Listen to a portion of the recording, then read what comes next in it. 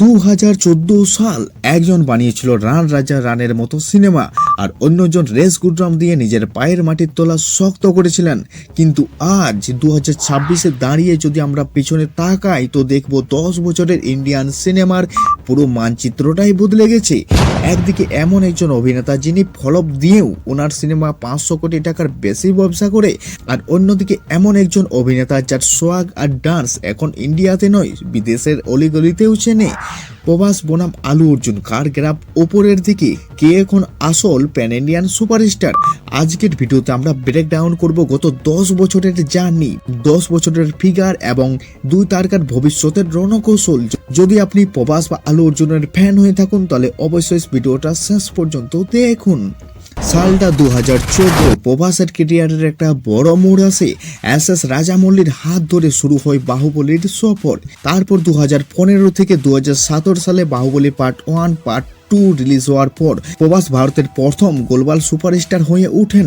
কিন্তু তারপরেই শুরু হয় কঠিন সময়।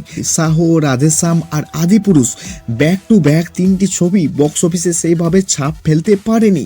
লোকে বলতে শুরু করেছিল প্রভাস কি তবে রাজামৌলি ছাড়া অচল, আর আমিও ভেবেছিলাম সে কিভাবে এই মুভিগুলো চয়েস করছে। ঠিক তখনই আসলো সালার বা কালকি অ্যাড। এই ছবিগুলো দিয়ে প্রভাস প্রমাণ করেছেন যে ওনার পুলিং পাওয়ার এখনো অন্য কোনো তারকার চেয়ে বেশি। ওনার স্ক্রিন প্রেজেন্স আর ডিভাইন লেভেল আলাদা লেভেলে আছে। এবার আলু অর্জুনের দিকে তাকানো যাক। ওনার লড়াইটা ছিল কিন্তু ধাপে ধাপে। 2014 সালে সারনাইডু বা 2016 সালে ডিজের মতো সিনেমাগুলো দিয়ে তিনি প্রমাণ করেছিলেন যে কমার্শিয়াল মশলা মুভিতে তিনি অদ্বিতীয়।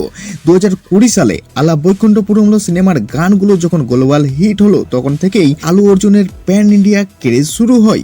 2021 সালে পুষ্পা দ্য রাইজ রিলিজ হওয়ার পর কোনো বিশাল প্রমোশন ছাড়াই নর্থ ইন্ডিয়ায় 100 কোটি টাকার বেশি ব্যবসা করে তিনি সবাইকে চমকে দেন। এরপর থেকে আলু অর্জুন আর শুধু সাউথ ইন্ডিয়ান হিরো নন, তিনি এখন পুষ্পারাজ। ওনার জন্য ন্যাশনাল অ্যাওয়ার্ড জেতাটা ছিল একটা বড় মাইল ফলক।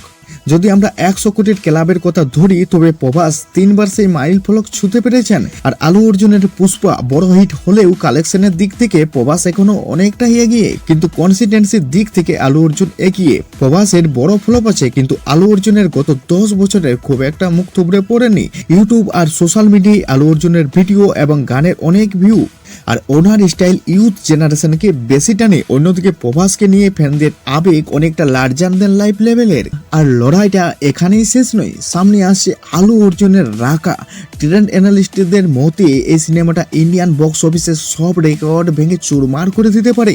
আর অন্যদিকে প্রভাসের কাছে সন্দীপ রেড্ডি ভাঙ্গার সঙ্গে স্পিরিট মুভি, যেখানে আমরা প্রভাসকে একজন রাফ অ্যান্ড টাফ পুলিশ অফিসারের রোলে দেখব। এছাড়াও কালকি 2 তো আছেই। তাহলে গত 10 বছরের রাজাকে যদি আপনি ব্র্যান্ড ভ্যালু আর ক্রেজ দেখেন তবে আলু অর্জুন এই মুহূর্তে প্রভাসের ঘাড়ে নিঃশ্বাস ফেলেছেন। কিন্তু যদি আপনি লিগেসি আর বক্স অফিস পোল দেখেন তবে প্রভাস এখনো প্যান ইন্ডিয়া সাম্রাজ্যের সম্রাট হয়ে আছে। আপনার কি মনে হয় আলু অর্জুনের কনসিস্টেন্সি কি প্রভাসকেও হারিয়ে দেবে, নাকি প্রভাসেই থাকবেন 1 নম্বরে? কমেন্টে আপনার মতামত অবশ্যই জানান। চলুন তাহলে এরপর দেখা হচ্ছে পরের ভিডিওতে।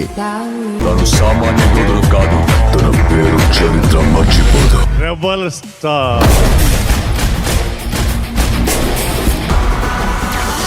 Anytime, anywhere, anybody.